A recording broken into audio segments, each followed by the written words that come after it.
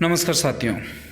आज जो assistant professor भर्ती 2023 का जो प्रथम टेस्ट सीरीज़ का पहला पेपर आयोजित करवाया गया, उसका व्याख्या सहित उत्तर जो है उत्तर तालिका लेके मैं आपके सामने प्रस्तुत हूँ। आज जो परीक्षा हुई वो सुबह 6 बजे से लेके शाम को 6 बजे तक लगभग 3000 स्टूडेंट्स ने इस टेस्ट सीरीज में भाग लिया। उनका रैंक जो है वो कल बता पाना संभव होगा, क्योंकि कुछ विद्यार्थी ऑनलाइन है, कुछ ऑफलाइन है, अलग अलग बैचेज में जुड़े हुए हैं। तो उनका सबका जो सम अप करके एक राजस्थान रैंक बनाई जाएगी, जो आपको कल यूट्यूब के माध्यम से पता चल जाएगा और उसकी PDF रिजल्ट की PDF भी आपको मिल जाएगी। तो चलिए शुरू करते हैं आज का पहला प्रश्न।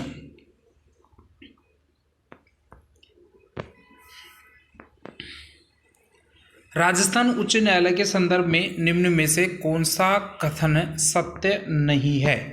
देखिए, पहला स्टेटमेंट है यहाँ पे, वर्तमान में कुल 34 न्यायाधीशों में से महिला न्यायाधीशों की संख्या 4 है। अब आपको सत्य नहीं है अर्थात जो सत्य है उसको नहीं छांटना है, जो सत्य है सत्य नहीं है वो आपका आंसर होगा। दूसरा जो विकल्प है वो है वर्तमान मुख्य न्यायाधीश जस्टिस अगस्टिन जॉर्ज मसी है, 41वें क्रम के न्यायाधीश हैं, ये बिल्कुल बात सही है। जस्टिस कैलाश नाथ वाचू का कार्यकाल सर्वाधिक था, बिल्कुल सही है, लगभग 8 वर्ष तक कैलाश नाथ वाचू का कार्यकाल रहा। न्यूनतम कार्यकाल जस्टिस सतीश कुमार मित्तल का था, ये भी आपकी सही है। पहला स्टेटमेंट जो है वो आपका गलत है, क्योंकि वर्तमान में राजस्थान हाई कोर्ट में 50 पद सृजित किए हुए हैं। कुल 50 न्यायाधीशों के 50 पद हैं, जिसमें 34 पद भरे हुए हैं। उन 34 पदों में से वर्तमान में 3 महिला न्यायाधीश हैं। ये जो स्टेटमेंट है वो 4 न्यायाधीश बता रहे हैं महिला न्यायाधीशों की संख्या, तो ये विकल्प आपका गलत हो जाएगा। अब देखिए यहाँ पर नीचे जो है इसकी संपूर्ण व्याख्या है, जो आपको टेस्ट का वो मिलेगा PDF जो मिलेगी वो भी आपको कंप्लीट यही मिलेगी, ऐसे मान के चलिए। प्रत्येक टेस्ट की इसी प्रकार आपको जो है पेपर मिलेगा और पेपर के बाद में आपको सॉल्यूशन वाली PDF मिल जाएगी। यदि आप टेस्ट सीरीज ज्वाइन करना चाहते हैं तो ये जो स्क्रीन पे नंबर दिए हुए हैं 95 88 27 11 32, इस पे आप संपर्क कर सकते हैं, या जो है गूगल प्ले स्टोर से आप ऐप डाउनलोड कर सकते हैं RJ टेस्ट सीरीज के नाम से, वो भी आप जो है उसके माध्यम से भी आप हमसे जुड़ सकते हैं। साथ ही इस वीडियो की जो PDF है वो भी आपको मिल जाएगी, फ्री ऑफ कॉस्ट है। वो कहाँ मिलेगी वो मैं भी आपको बता दूंगा।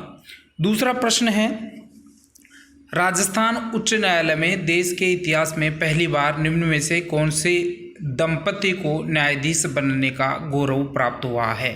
यानी एक पुरुष और एक महिला, या 2 पुरुष या 2 महिला, जो पति और पत्नी दोनों राजस्थान हाई कोर्ट के जो 35 न्यायाधीश हैं वर्तमान में, उनमें जो है वो शामिल हैं। और ये देश के इतिहास में पहली बार ऐसा हुआ है, तो वो कौन से हैं?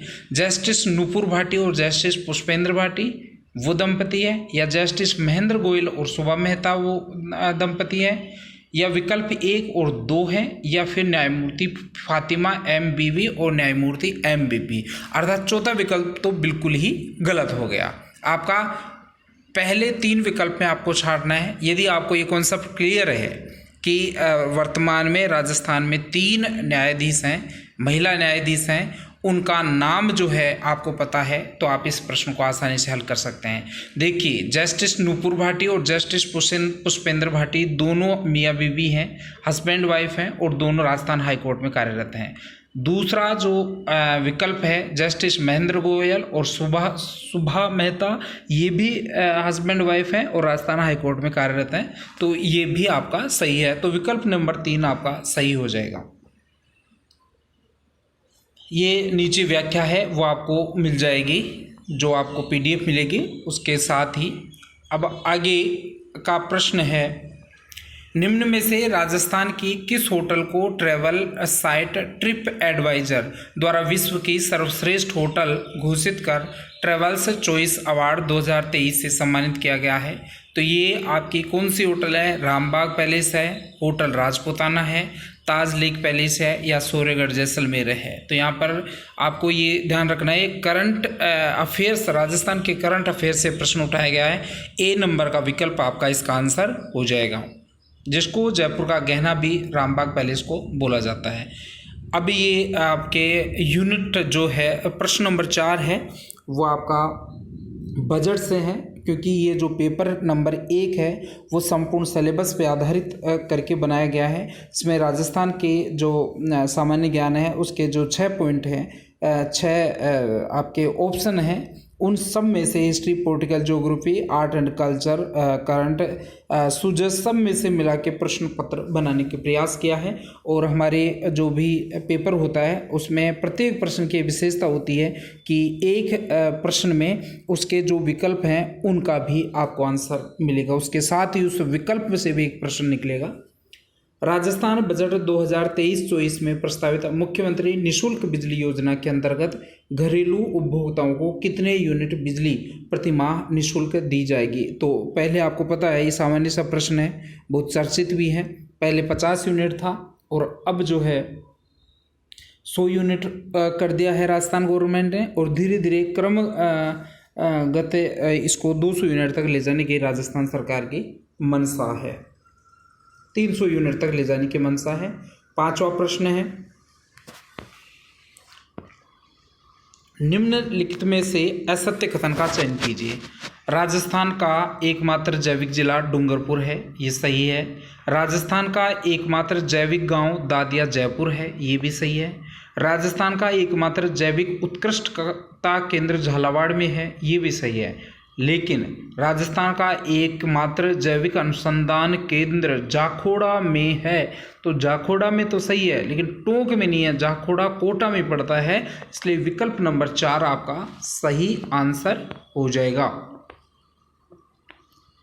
6वां प्रश्न है, पालनहार योजना के संदर्भ में असत्य कथन का चयन कीजिए। पालनहार योजना के संदर्भ में असत्य कथन का चयन कीजिए। देखिए पालनहार योजना है 2004 में 4-5 का जो वित्तीय वर्ष था उसमें अनाथ और वंचित बालकों की 2 श्रेणी बनाई गई थी। एक अनाथ बच्चों की श्रेणी बनाई, एक वंचित श्रेणी के बच्चों की श्रेणी बनाई गई थी, और प्रत्येक श्रेणी को 2-2 उपभागों में बांटा गया था। एक उपभाग में वो बच्चे थे जो 0 से 6 आयु वर्ग के बच्चे थे, दूसरे 6 से लेकर 18 आयु वर्ग के। तो दोनों में आपको अलग अलग जो है आर्थिक सहायता देने का प्रयास किया गया है। अब यहाँ पर आप देखते हैं योजना वर्ष 2004-05 में अनाथ और वंचित बच्चों की आर्थिक संबल प्रदान करने के लिए योजना शुरू की गई थी, ये बिल्कुल सही है। योजना अंतर्गत श्रेणी क जिसमें अनाथ है, मैंने आपको बताया था अभी कि 0 से 6 आयु वर्ग के बच्चों को 1500 रुपये प्रति माह दिए जाते हैं, और श्रेणी ख वंचित बच्चों में 0 से 6 आयु वर्ग के 1000 रुपये प्रति वर्ष दिए जाते हैं। अर्थात अनाथ बच्चे जो हैं 0 से 6 आयु वर्ग के उनको 1500, और जो वंचित श्रेणी के बच्चे हैं 0 से 6 आयु वर्ग के उनको 1000 रुपये दिए जाते हैं। तो विकल्प बिल्कुल सही है, पहला विकल्प भी सही है, दूसरा विकल्प भी सही है। तीसरा विकल्प है योजनांतर्गत श्रेणी क अर्थात अनाथ बच्चों के 6 से 18 आयु वर्ग के बच्चों को 2500 रुपये प्रति माह दिए जाते हैं, और श्रेणी ख वंचित वर्ग के 6 से 18 वर्ग के बच्चों को 1500 रुपये प्रति माह दिए जाते हैं। तो ये भी आपका सही है, पहला विकल्प सही है, दूसरा विकल्प सही है, तीसरा विकल्प भी सही है। तो अब चौथा जो विकल्प है वो स्वतः ही गलत हो जाएगा, क्योंकि प्रत्येक बच्चे को वस्त्र इत्यादि खरीदने के लिए 5000 रुपये नहीं दिए जाते हैं। अतिरिक्त जो रुपए जूते, चप्पल, कपड़े इत्यादि खरीदने के लिए 2000 रुपये प्रतिवर्ष दिए जाते हैं। जो वंचित श्रेणी के बच्चों को भी 2000 दिए जाते हैं, और आपका जो अनाथ श्रेणी के बच्चे हैं उनको भी 2000 दिए जाते हैं। तो 4 नंबर का विकल्प आपका इसमें सही आंसर हो गया। आगे देखिए, ये सारा बताया हुआ है इसमें ये आपका टाइम टेबल है जो आप यदि टेस्ट सीरीज ज्वाइन करना चाहते हैं। इस टेस्ट सीरीज़ का जो आपको पीडीएफ है सॉल्यूशन वाली, वो आपको मिल जाएगी। ये आपका टाइम टेबल भी आपको पीडीएफ में मिल जाएगा। और यदि आप ज्वाइन करना चाहते हैं तो इस नंबर पे आप संपर्क कर सकते हैं 9588271132, या गूगल प्ले स्टोर से ऐप डाउनलोड कर सकते हैं। आरजे टेस्ट सीरीज़ के नाम से आपको ऐप मिल जाएगा, जिसके माध्यम से आप हमसे संपर्क कर सकते हैं। 7वां प्रश्न है, निम्न में से किस कछवाहा शासक ने आमेर राजाओं की राज तिलक स्थली रही कदमी महल का निर्माण करवाया? तो तेजकरण था, या कोकिल देव था, या रामदेव था, या भगवान दास था? तो साथियों, इस प्रश्न का जो उत्तर है वो आपका रामदेव, जो कछवाहा शासक रामदेव थे, वो इसका निर्माण करवाए थे उन्होंने। और कदमी महल आमेर के राजाओं की राज स्थली है। इस महल का निर्माण रामदेव ने 1237 में करवाया था। उधर श्रृंगार चौकी जो है वो जोधपुर दुर्ग में स्थित है, और राठौड़ों का राज तिलक श्रृंगार चौकी पे होता है, और मेवाड़ के महाराणाओं का राज तिलक जो है पानेड़ा नामक स्थान पर होता है। राजस्थान के इतिहास में केवल 3 राजवंशों के राज सिंहासन और जो राज तिलक स्थली के बारे में पूछते हैं, और तीनों को मैंने इस प्रश्न में डालने का प्रयास किया, ताकि आपको इस प्रकार का कोई सा भी प्रश्न आए तो उस प्रश्न का उत्तर आप आसानी से दे सकते हैं। अगला प्रश्न देखिए, निम्नलिखित में से किस बीकानेर के राठौड़ों को किसे बीकानेर के राठौड़ों को राज तिलक करने का विशेषाधिकार प्राप्त था? तो बीकानेर के राठौड़ों का राज तिलक करने का विशेषाधिकार किस जाति को था? तो गोदारा जो जाट है, जाट समुदाय में गोदारा गोत्र होता है, गोदारा गोत्र के जाटों को बीकानेर के राजवंश के जो राजा हुआ करते थे, उनका राज तिलक करने का विशेषाधिकार था। देखिए साथियों, यहाँ पर राजस्थान में जो है कुछ रियासतें ऐसी थी जहाँ पर ये राज तिलक से संबंधित विशेषाधिकार प्रदान किए हुए हैं। राजस्थान के 3 राजवंश ऐसे हैं जिनको ये विशेषाधिकार प्राप्त था। बीकानेर का मैंने आपको बताया, बीकानेर राजवंश में राज तिलक करने का विशेषाधिकार गोदारा जाति के जाटों को था। जयपुर में मीणाओं जाति को ये गौरव प्राप्त है, तो मेवाड़ में भील जाति के लोगों को ये गौरव प्राप्त है। अगला प्रश्न फिर से राजस्थानकरण से संबंधित है। राजस्थान राज्य पथ परिवहन निगम की सभी बसों में किराया योजना के संदर्भ में असत्य कथन का चयन कीजिए। इस योजना की घोषणा 25 मई 2023 को की गई, बिल्कुल सही है। महिलाओं को सभी सरकारी बसों में किराए में 50% की छूट दी गई है, ये भी बिल्कुल सही है। 80 वर्ष से अधिक आयु के सभी नागरिकों को किराया में 100% छूट प्रदान की गई है, बिल्कुल सही है। यदि 80% से जो है 80 वर्ष से ज़्यादा का कोई भी नागरिक है तो उसको रोडवेज की जो राजस्थान रोडवेज है उसकी सभी बसों में 100% जो शुल्क है, किराया है, उसमें छूट दी गई है। उधर चौथा जो विकल्प है 60 वर्ष से अधिक आयु के सभी नागरिकों के लिए किराए में 70% की छूट प्रदान की गई है, तो ये विकल्प गलत है क्योंकि यहाँ पर 30% की छूट ही दी गई है। इसके अलावा ऐसा कोई 100% वाला विकल्प है नहीं। 10वां प्रश्न देखिए, नीचे दिए गए कथनों को ध्यान से पढ़ें और सही विकल्प का चयन कीजिए। कथन 1 है, कछवाहा वंश के शासकों को रघुकुल तिलक कहा जाता है तथा इनका आदर्श वाक्य जो दृढ़ राखे धर्म को ताहि राखे करतार है। कथन 2 है, मेवाड़ के सिसोदियों को हिंदुआ सूरज कहा जाता है तथा इनका आदर्श वाक्य यतो धर्म से जयते है। तो ये पूछना चाह रहा है कि इसमें जो सत्य कथन है वो कौन सा है। तो साथियों, मुझे ये दोनों ही कथन असत्य लग रहे हैं, क्योंकि यहाँ पर रघुकुल तिलक कछवाओं को कहा जाता है, ये सही है, लेकिन जो आदर्श वाक्य है जो दृढ़ राखे धर्म को ताहि राखे करतार, मेवाड़ राजवंश का जो है आदर्श वाक्य है। उधर मेवाड़ के सिसोदियों को हिंदुआ सूरज तो कहा जाता है, लेकिन उनका आदर्श वाक्य यतो धर्म से जयते नहीं है। यतो धर्म से जयते कछवाहा राजवंश का जो है वो है आपका आदर्श वाक्य है। तो दोनों ही विकल्प यहाँ पे गलत हैं। 4 नंबर का विकल्प आपका सही हो जाएगा। आर्टिफिशियल इंटेलिजेंस एआई तथा रोबोटिक्स के बारे में राज्य के युवाओं को जागरूक करके रोजगारोन्मुखी बनाने हेतु बजट 2022-23-24 के अनुपालना में निम्न में से कहां पर Rajiv Gandhi centre of advance technology की स्थापना नहीं की गई?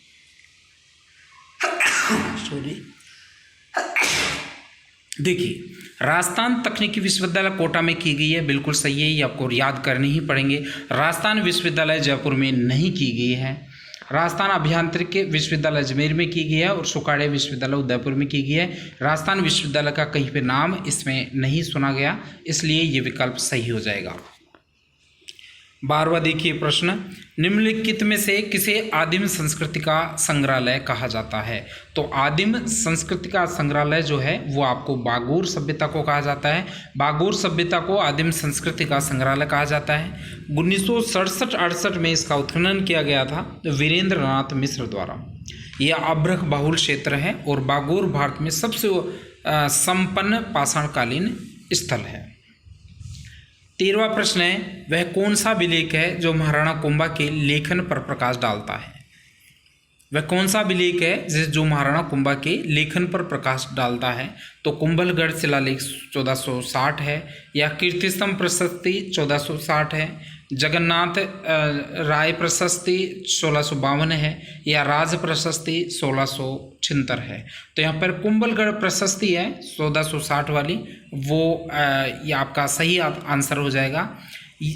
कुंभलगढ़ अभिलेख जो है 5 शिलाओं पर उत्कीर्ण किया गया है और ये 5 शिलाएं कुंभलगढ़ के कुंभ श्याम मंदिर में लगाई गई हैं। कुंभ श्याम मंदिर को वर्तमान में मामादेव मंदिर भी कहा जाता है। 14वां प्रश्न जो है, कौन सा सही नहीं है? देखिए, 20 अगस्त को लेकर आधार बनाया गया है और मेरा इस प्रश्न को बनाने का मूल जो उद्देश्य था वो यही था कि चारों ही विकल्प आपके बहुत महत्वपूर्ण परीक्षा की दृष्टि से, और जिसमें जो सबसे पहला है Rajiv Gandhi centre of advance technology के कैट का जो उद्घाटन हुआ है 20 अगस्त 2022 को, उसको मुझे आपके सामने लाना था।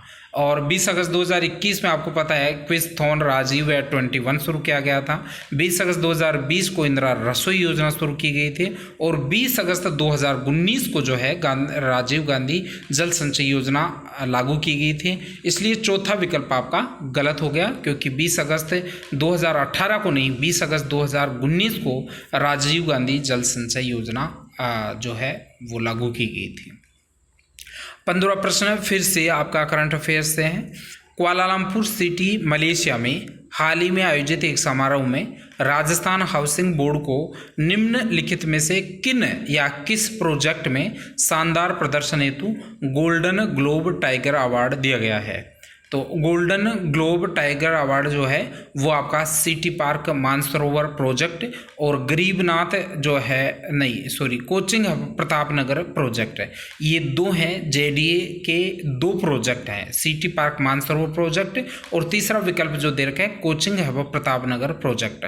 इन दोनों के लिए ही जो है जेडीए को गोल्डन ग्लोब अवार्ड दिया गया है। अब इसमें नीचे जो है इस गोल्डन ग्लोब अवार्ड से संबंधित जो सारी व्याख्या दी गई है वो आप पढ़ लेना, आपको फोटोकॉपी इसकी जो है प्रिंट मिल जाएगा।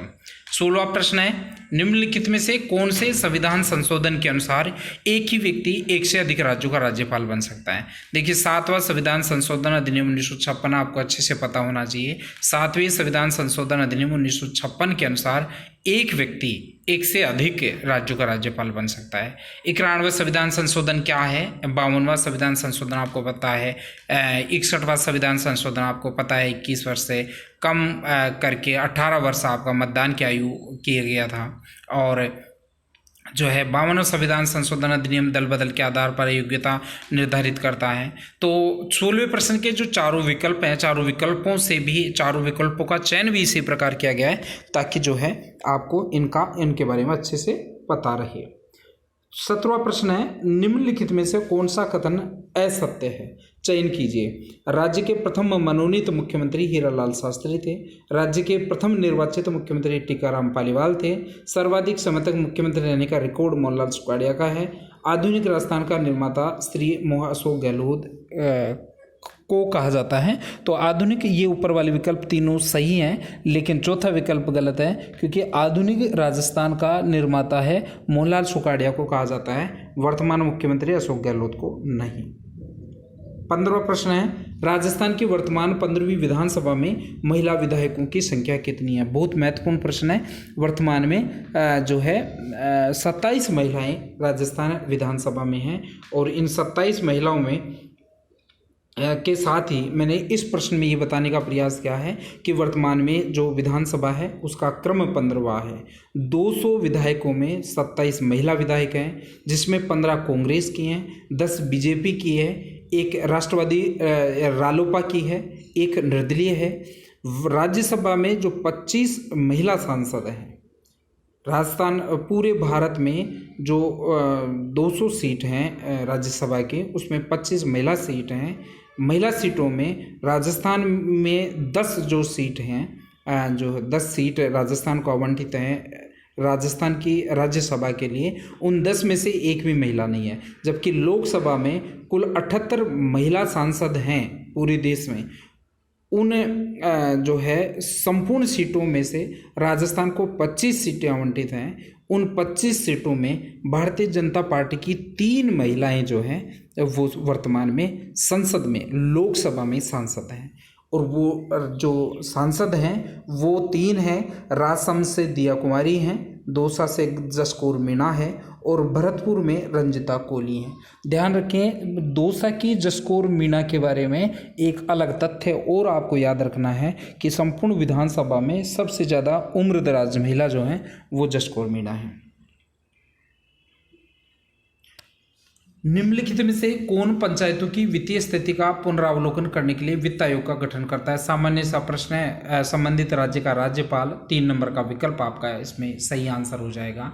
और इसे यहाँ पे 243(1) जो आपका अनुच्छेद है उसके तहत ये अधिकार राज्य के राज्यपाल को प्राप्त है। धारेश्वर श्रेणी के शैलचित्र निम्न में से किस पुरातात्विक स्थल से प्राप्त होते हैं? तो धारेश्वर जो श्रेणी के पुरातात्विक स्थल है वहाँ से धारेश्वर शैली के शैलचित्र जो हैं वो निम्बाहेड़ा सभ्यता को से मिलते हैं, मंदापिया सभ्यता से प्राप्त होते हैं, बागोर सभ्यता से प्राप्त होते हैं, या बालाथल या सोनारी से प्राप्त होते हैं। तो ये आपको ध्यान रखना है, ये निम्बाहेड़ा सभ्यता से संबंधित पुरातात्विक स्थल है। इसके नीचे क्या क्या जो है महत्वपूर्ण प्रश्न बन सकते हैं वो सारा व्याख्या में मिल गया है, मिल जाएगा आपको PDF के माध्यम से। राजस्थान विधानसभा का निम्नलिखित में से कौन सा प्रवेश द्वार विदेशों से आने वाले मंत्रियों तथा प्रतिनिधि मंडलों के प्रवेश हेतु आरक्षित किया गया है? तो बहुत महत्वपूर्ण प्रश्न है। राजस्थान विधानसभा में जो है 4 द्वार हैं। उन चारों द्वारों में जो विदेशी मंत्री और प्रतिनिधिमंडल हैं उनको कभी राजस्थान की विधानसभा में आना हो तो उनको पूर्वी प्रवेश द्वार से प्रवेश करवाया जाता है। अब ये राजस्थान विधानसभा के चारों जो प्रवेश द्वार हैं उनके बारे में बताया गया है नीचे व्याख्या में कि उत्तरी द्वार जयपुर शैली का बना हुआ है, दक्षिणी द्वार मारवाड़ शैली का है, पूर्वी द्वार शेखावटी शैली का है, और पश्चिमी द्वार और मध्य के बरामदे जो हैं मेवाड़ की स्थापत्य शैली के अनुसार बनाए गए हैं। इसमें पूर्वी द्वार जो शेखावटी शैली का है विदेशों से आने वाले मंत्रियों और प्रतिनिधि मंडलों हेतु आरक्षित किया गया है, जबकि दक्षिणी द्वार जिसको मारवाड़ी शैली में उत्कीर्ण किया गया है वो आमजन हेतु, और पश्चिमी शैली मेवाड़ राज्य के विधायकों जो मेवाड़ की श्रेणी से उत्कीर्ण है वो राज्य के विधायकों को आने जाने के लिए आरक्षित किया गया है। 22वां प्रश्न है, अपराजिता के शिलालेख के रचयिता निम्नलिखित में से कौन है? अपराजिता के शिलालेख के रचयिता आपके दामोदर हैं। तीसरा विकल्प आपका सही हो जाएगा। अपराजिता का शिलालेख 661 ईस्वी के हैं। उदयपुर के नागदा गांव के निकट कुंडेश्वर मंदिर के पास ये दीवार पर अंकित है और 7वीं सदी में मेवाड़ के इतिहास की जानकारी ये प्रदान करता है। रक्त बहाकर श्रृंगार करूं खामोश यहाँ तलवार नहीं, रक्त बहाकर श्रृंगार करूं खामोश यहाँ तलवार नहीं, हम वंशज ऐसे महापुरुषों के तो हमें हार तो कतई स्वीकार नहीं है। ये एक स्टेटमेंट है। तो ये स्टेटमेंट के बारे में पूछा गया है कि ये स्टेटमेंट किस व्यक्ति राजस्थान के किस ऐतिहासिक व्यक्तित्व पर सार्थक सिद्ध होता है। तो ये जो स्टेटमेंट है वो रावचंद्र सेन के ऊपर सार्थक सिद्ध होता है और इसके बारे में ये सारी चीज़ें बताई गई हैं जो आपको PDF में मिल जाएंगे। राजस्थान विधानसभा की समितियां हैं और उसके अध्यक्ष हैं। एक तरफ समिति है, एक तरफ अध्यक्ष हैं। तो उनको जो सम्मिलित है, चारों में से जो सम्मिलित है उसका नाम आपको बताना है। प्राक्कलन समिति क के अध्यक्ष राजेंद्र पारिक, प्राक्कलन समिति ख के अध्यक्ष दयाराम परमार। तीसरा है नियम समिति के जो अध्यक्ष हैं वो अमीदुद्दीन कागजी हैं और जन लेखा समिति के राजेंद्र राठौड़ हैं। तो मुझे लगता है नियम समिति जो है उसके अध्यक्ष आपके विधानसभा अध्यक्ष जो हैं CP जोशी, वो ही नियम समिति के अध्यक्ष होते हैं। तो यहाँ पे अमीदुद्दीन कागजी नियम समिति के सदस्य जरूर हैं, लेकिन इसके अध्यक्ष मुझे लगता है CP जोशी हैं। इसलिए 3 नंबर का विकल्प आपका यहाँ पे सही विकल्प हो जाएगा। 25वां प्रश्न है, राज्यपाल के अध्यादेश जारी करने की शक्ति के बारे में निम्नलिखित में से क्या सही नहीं है। साथियों, राज्यपाल से संबंधित ये बहुत महत्वपूर्ण प्रश्न है। अभी हाल ही में एक स्टेट PCS की परीक्षा हुई थी, उसमें ये प्रश्न ऐसे कैसे पूछा गया था, इसकी व्याख्या मैंने ऐड की है। प्रश्न मूल है, ये जो राज्यपाल के अध्यादेश जारी करने की शक्ति है उसके बारे में यहाँ पर बताया गया है, ये विवेकाधीन शक्ति नहीं है। दूसरा विकल्प है, राज्यपाल किसी भी समय अध्यादेश को वापस ले सकता है। तो ले सकता है या नहीं ले सकता, आप सोचिए। अध्यादेश की शक्ति का प्रयोग तभी किया जा सकता है जब विधानसभा सत्र में नहीं हो, ये बात बिल्कुल सही है। दूसरा विकल्प भी सही है और ये विवेकाधीन शक्ति नहीं है, बिल्कुल इसमें अंकुश तो है। अध्यादेश जारी करने के लिए मंत्रियों की सहायता और सलाह की आवश्यकता नहीं होती। तो ये जो है 4 नंबर का विकल्प आपका इसमें सही आंसर हो जाएगा। और इसका जो है व्याख्या मुझे लगता है आपको पढ़ के बतानी जरूरी है क्योंकि बहुत महत्वपूर्ण प्रश्न बनता है। राज्यपाल को उस समय तक जब राज्य का विधानसभा सत्र में नहीं है तब अध्यादेश जारी करने की शक्ति होती है। हालांकि राज्यपाल की यह शक्ति कुछ शर्तों के अधीन भी है, जिसकी जानकारी अनुच्छेद 213 में मिलती है। ऐसे अध्यादेश को अगले सत्र आने पर विधानमंडल के सामने रखा जाता है और यदि विधानमंडल उसे पहले ही अस्वीकृत न कर दे तो यह अध्यादेश विधानमंडल के सत्र में आने की तारीख से, जहां 2 सदन हैं वहां बाद वाले सदन के सत्र में आने की तारीख से 6 सप्ताह में स्वयं ही निष्प्रभावी हो जाता है। ये राज्यपाल के द्वारा भी किसी भी समय वापस लिया जा सकता है, परंतु विधानमंडल चाहे तो उस 6 सप्ताह की अवधि के दौरान उस अध्यादेश को पारित करके कानून का रूप देकर जारी रख सकता है। वास्तव में राज्यपाल की कार्यपालिक शक्तियों की तरह ही उसकी विधायी शक्तियों का प्रयोग भी राज्य के विधानमंडल के माध्यम से किया जाता है, जिसका मुखिया मुख्यमंत्री होता है। ठीक है, 26वां प्रश्न देखिए, निम्नलिखित में से लोह युगीन सभ्यता कौन सी है। वैनेश्वर है, कालीबंगा हनुमानगढ़ है, पुंगल बीकानेर है। तो यहाँ पे कौन सा है, भीनमाल। दूसरा विकल्प है भीनमाल प्लाना मलाह। नूह तीसरा विकल्प है, नूह जोधपुरिया सोनारी झुंझुनू। तरखान वाला बूढ़ा पुष्करिया कुराड़ा कौन सा है। तो तीसरा विकल्प आपका नूह जोधपुरिया जयपुर और सोनारी झुंझुनू आपका सही आंसर हो जाएगा। 27वें प्रश्न की तरफ देखिए, जयपुर में रामप्रकाश थिएटर की स्थापना महाराजा राम सिंह द्वितीय के काल में हुई थी। बिल्कुल सही स्टेटमेंट है। जोधपुर किले में पुस्तक प्रकाश पुस्तकालय की स्थापना मानसिंह ने की थी। बिल्कुल सही है, मानसिंह नाथ संप्रदाय के अनुयायी थे। 31 संदा रुपया राजस्थान की कुचामन टकसाल में बनता था। ये भी बिल्कुल सही है। महत्वपूर्ण प्रश्न है। 27वें प्रश्न के चारों जो विकल्प हैं उनसे एक प्रश्न बन रहा है और हमारी टेस्ट सीरीज की यही विशेषता होती है कि एक प्रश्न के साथ लगभग 5 प्रश्न आपके याद होने चाहिए, ताकि परीक्षा में पिछली बार जो रेस्पॉन्स इतना अच्छा रहा था वो इसी वजह से रहा था। 100 में से लगभग 80 प्रश्न 79 एग्जैक्ट प्रश्न उसमें मिले थे। इसकी वजह से जो है आप लोगों का बहुत अच्छा सहयोग रहा। प्रत्यक्ष को प्रमाण की आवश्यकता नहीं है। तो इसी वीडियो के लिंक में आपको वो संपूर्ण पेपर मिल जाएंगे जो पिछली बार हमने आयोजित करवाए थे, और जो मूल पेपर है वो भी हम आपको यहीं पे एक लिंक दे देंगे गूगल ड्राइव का, ताकि आप मिला सकें कि पिछली बार हमारी टेस्ट सीरीज में कितने प्रश्न मिले थे। ठीक है, आमेर के मानसिंह ने सर्वप्रथम मुगलों की संधि की थी, तो ये भी विकल्प आपका गलत है। आमेर के मानसिंह ने नहीं, भारमल ने सर्वप्रथम मुगलों के साथ संधि की थी। 28वां प्रश्न बहुत महत्वपूर्ण प्रश्न है, कई बड़ी परीक्षाओं में इसको पूछा गया है कि निम्नलिखित में से किस महाराजा के दरबार में 22 कवि, 22 ज्योतिषी, 22 संगीतज्ञ एवं 22 विषय विशेषज्ञों के रूप में गंधर्व 22 विद्वान थी? तो यहाँ पर आपका विकल्प है सवाई प्रताप सिंह। और सवाई प्रताप सिंह के जो छोटे भाई थे ये पृथ्वी सिंह के, और 1778 में जयपुर का शासन इन्होंने संभाला था। और इसके समय अंग्रेज सेनापति जॉर्ज थॉमस ने जयपुर पर आक्रमण किया था। मतलब महत्वपूर्ण प्रश्न जो है वो ये आपका बनता है। 29वां प्रश्न है, निम्नलिखित में से गुब्बारा, नुसरत, नागपल्ली और गजक क्या है? ये तोपों के नाम हैं जो जोधपुर दुर्ग में स्थित हैं। 30वां प्रश्न है, 1992 के बाबरी कांड के बाद राज्य की भाजपा सरकार के किस मंत्री ने कार सेवा में भाग लेने के लिए अपने मंत्री पद से इस्तीफा दे दिया था? बहुत बड़ा प्रश्न है, अच्छा प्रश्न है, आज तक अनटच है, किसी परीक्षा में पूछा नहीं गया है और ये बहुत अच्छा प्रश्न बन सकता है।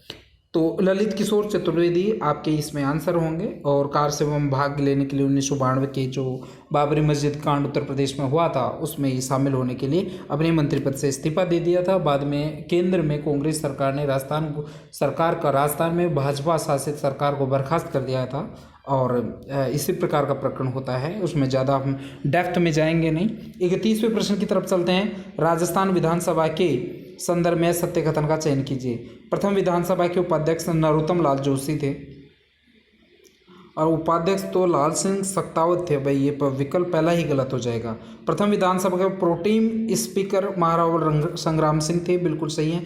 10वीं विधानसभा में प्रोटेम स्पीकर पूनम चंद्र बिश्नोई काफ़ी चर्चित रहे थे, बिल्कुल सही है। क्यों चर्चित रहे थे वो कभी किसी दूसरे वीडियो में हम चर्चा करेंगे। 15वीं विधानसभा के प्रोटेम स्पीकर गुलाब चंद कटारिया थे, तो ये भी सही है। तो प्रथम विकल्प आपका गलत है क्योंकि प्रथम विधानसभा के उपाध्यक्ष लाल सिंह सक्तावत थे, नरोत्तम लाल जोशी तो केवल अध्यक्ष थे। 32वें प्रश्न की तरफ चलते हैं। निम्नलिखित में से राजस्थान की कौन सी विधानसभा में महिला विधायकों की संख्या सर्वाधिक थी? 14वीं विधानसभा जो थी आपकी 13वीं विधानसभा थी, 14वीं विधानसभा थी। इसमें 168 महिला उम्मीदवारों को चुनाव में उतारा गया था, जिसमें 28 उम्मीदवार महिला विजेता हुई थी। राजस्थान की प्रथम विधानसभा में राजनीतिक पार्टियों को प्राप्त कुल सीटों का सर्वाधिक से कम कौन सा क्रम है? देखिए सबसे ज़्यादा कांग्रेस को सीटें मिली थी, उसके बाद निर्दलीय को मिली थी, फिर राम राज्य परिषद को मिली थी और जनसंघ को सबसे कम सीटें मिली थी उस समय। तो चौथा विकल्प आपका सही हो जाएगा। किसको कितनी सीटें मिली थी यहाँ पे नीचे दिया गया है। 160 सीटें थी उस समय आवंटित राजस्थान विधानसभा में, जिसमें कांग्रेस को 82 सीट मिली, राम राज्य को 24, जनसंघ को सबसे कम 8 सीटें मिली थी, निर्दलीय को कांग्रेस के बाद 35 सीटें मिली थी। कांग्रेस के बाद सर्वाधिक जो सीटें मिली थी वो आपको जो है निर्दलीय को मिली थी। 34वें प्रश्न की तरफ चलते हैं। राजस्थान की राजनीति में स्वतंत्र पार्टी के संदर्भ में निम्न में से कौन सा या कौन से कथन सत्य हैं? तीसरी विधानसभा 1962-67 के समय ये दल राज्य की राजनीति में उभर कर सामने आया था, बिल्कुल सही है। स्वतंत्र पार्टी का जो अस्तित्व आया था वो तीसरी विधानसभा के समय जो 62 से 67 का कार्यकाल था उसमें उभर के आया था। इस दल के संस्थापक श्री राजगोपालाचारी थे, बिल्कुल सही है। स्वतंत्र पार्टी के संस्थापक श्री राजगोपालाचारी ही थे। इस दल का चुनाव चिन्ह चांद व तारा था। ये थोड़ा कन्फ्यूजन है क्योंकि चांद उसमें था नहीं, उसका जो चुनाव चिन्ह था वो केवल स्टार था। तो तीसरा विकल्प तो आपके इसमें सही नहीं है। राज्य के अधिकतर राजाओं तथा सामंतों ने इसका समर्थन किया था, बिल्कुल सही है। जमींदारों की पार्टी थी और राज्य में इसका जो नेतृत्व था वो महारानी गायत्री देवी ने किया था, ये भी सही है। तो पहला विकल्प सही है, ए सही है, ब सही है, द सही है, ये सही है। ए ब द ये इसका मतलब है ए ब द ये। तीसरा विकल्प इसमें सही है। तो इसके नीचे इसकी व्याख्या दी हुई है। 35वें प्रश्न की तरफ चलते हैं। यदि राजस्थान में विधान परिषद का गठन किया जाता है तो बताओ इसमें न्यूनतम कितने सदस्य रह सकते हैं? अब आपको इस प्रश्न को देखते बिना विचारे 66 सदस्य मार्क करेंगे, या तो 66 को करेंगे या 67 को करेंगे, क्योंकि आपने पढ़ा है कि 1/3 से ज़्यादा नहीं ले सकता। तो राजस्थान में वर्तमान में ये रहेगा भाई 200 में आप 3 का भाग देंगे, 66 या 67 को आप मार्क करके अपने प्रश्न को उत्तर गलत कर लेंगे। लेकिन एक्चुअल में प्रश्न को समझने की आवश्यकता है। इसमें ये बताया गया कि न्यूनतम सदस्य कितने हो सकते हैं, अधिकतम सदस्यों के बारे में इसमें नहीं पूछा, न्यूनतम सदस्यों के बारे में पूछा है। तो यहाँ पर ये जो विधान है वो यही है कि किसी भी विधान परिषद का गठन के समय 40 सदस्यों से कम नहीं हो सकते। तो राजस्थान कौन सा अपवाद है, तो राजस्थान में 40 सदस्यों से कम नहीं होगा। तो यहाँ पे 40 सदस्य आपका सही विकल्प आंसर हो जाएगा। निम्नलिखित में से 36वां प्रश्न देखिए, निम्नलिखित में से कौन सा कथन मुख्यमंत्री के बारे में असत्य है? संविधान में मुख्यमंत्री की नियुक्ति और उसके निर्वाचन के लिए कोई विशेष प्रावधान नहीं है। बिल्कुल सही है। अनुच्छेद 154 में कहा गया है कि मुख्यमंत्री की नियुक्ति राज्यपाल करेगा, ये भी सही है। राज्यपाल किसी भी विधानसभा सदस्य को ही मुख्यमंत्री नियुक्त कर सकता है, ये स्टेटमेंट गलत है, क्योंकि राज्यपाल यदि किसी व्यक्ति को यदि वो मानता है कि इस अपना बहुमत सिद्ध कर सकता है तो सामान्य व्यक्ति को भी मुख्यमंत्री निर्वाचित कर सकता है।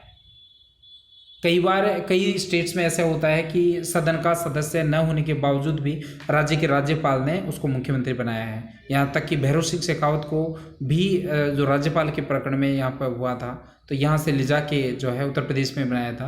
तो राजस्थान में ऐसी कोई व्यवस्था नहीं है कि मुख्यमंत्री अपनी नियुक्ति से पूर्व बहुमत सिद्ध करे। बिल्कुल सही है, व्यवस्था ऐसी कोई नहीं है अपनी नियुक्ति से पूर्व बहुमत सिद्ध करे। नियुक्ति से पहले नहीं, बाद में 154 अनुच्छेद में एक आ गया मुख्यमंत्री की नियुक्ति राज्यपाल करेगा।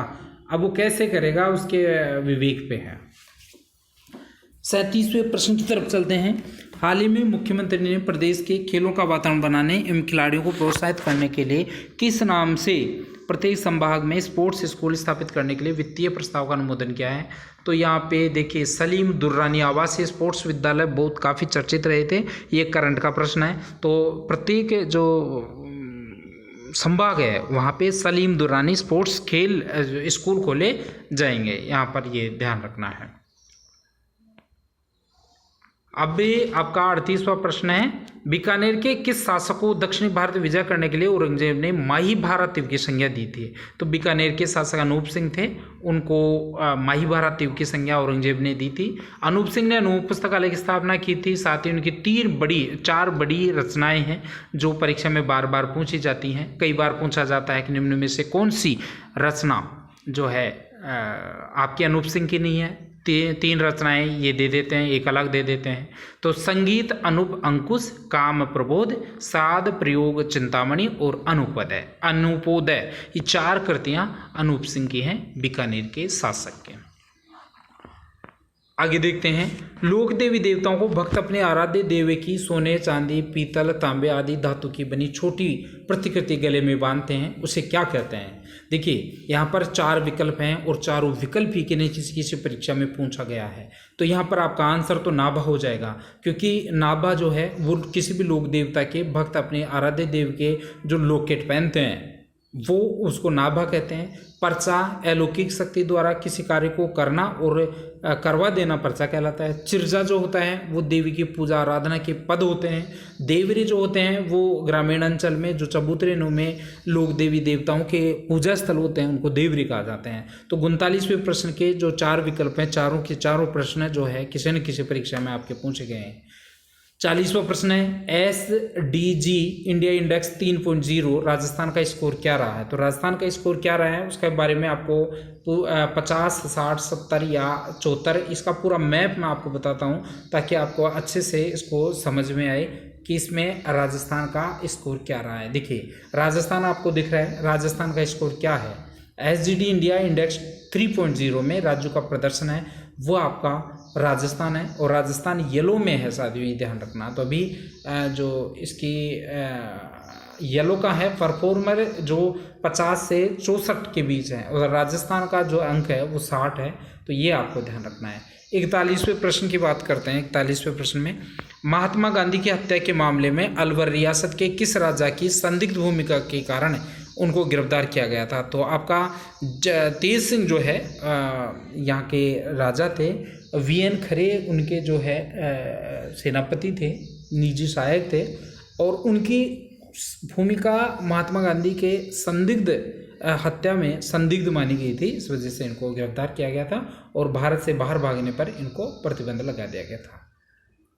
42वां प्रश्न है, राजस्थान में सर्वप्रथम सती प्रथा पर रोक कौन सी रियासत द्वारा लगाई? बूंदी, जयपुर, कोटा या जोधपुर? तो देखिए आप जो विकल्प नंबर 1 आपका है वो बूंदी है और बूंदी ही आपका सही आंसर होगा।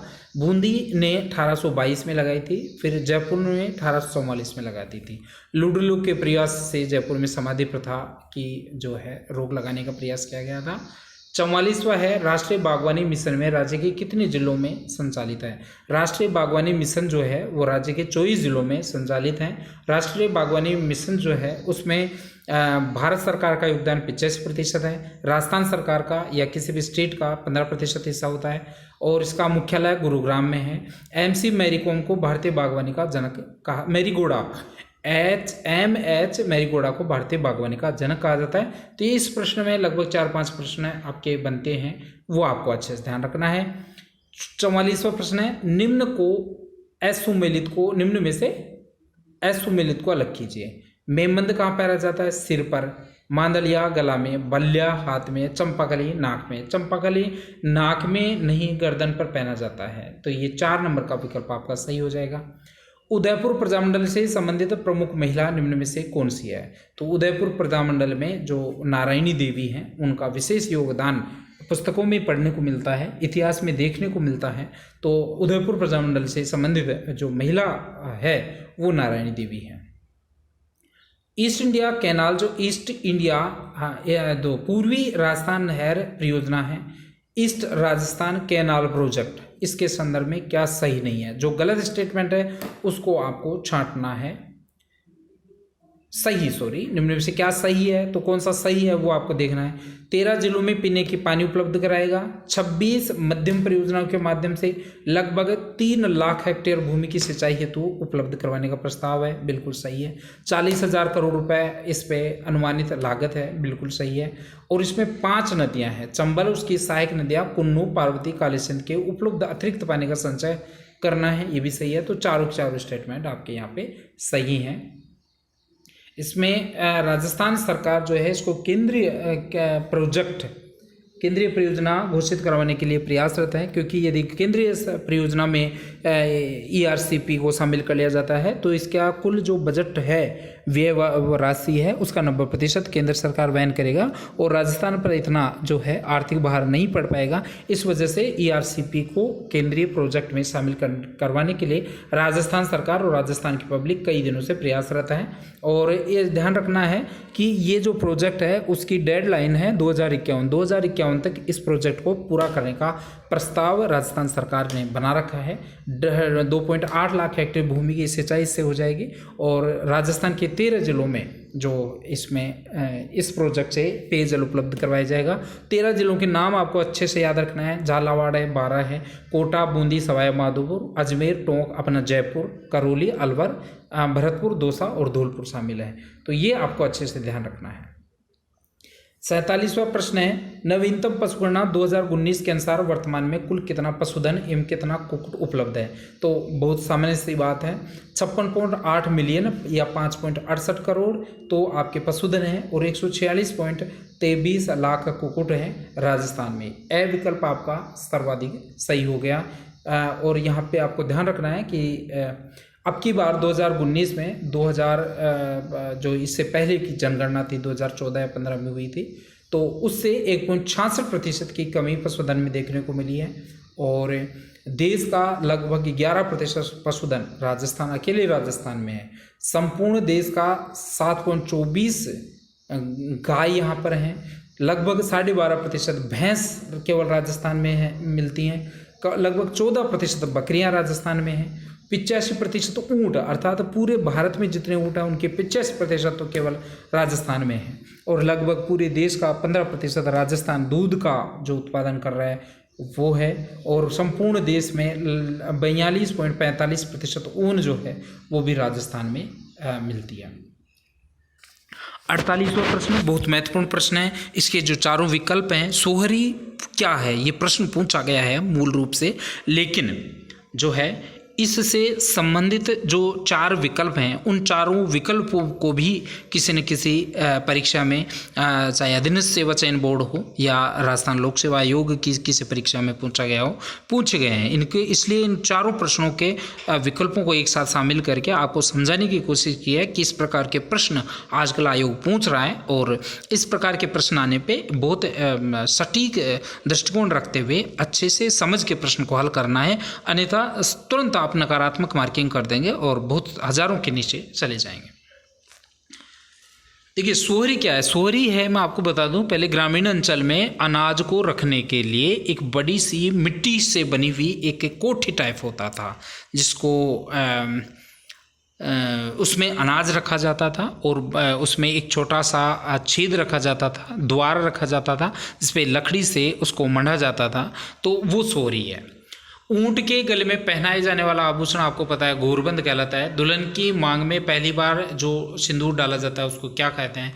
आदिवासी लड़की के विवाह के अवसर पर घर की दीवार पर बांधा भराड़ी जिसको बोलते हैं, और जो है आदिवासी लड़की के घर पर दीवार बनाई जाने वाली भराड़ी है। और घूरबंद के बारे में आपको बता दिया। तो ये PDF आपको मिल ही जाएगी, आप इसका प्रिंट निकलवा सकते हैं। राजस्थान राज्य छठवां वित्त आयोग के संदर्भ में निम्न में से कौन सा कथन सत्य है? आयोग की पंचाट अवधि 2020-21 से 24-25 है, बिल्कुल सही है।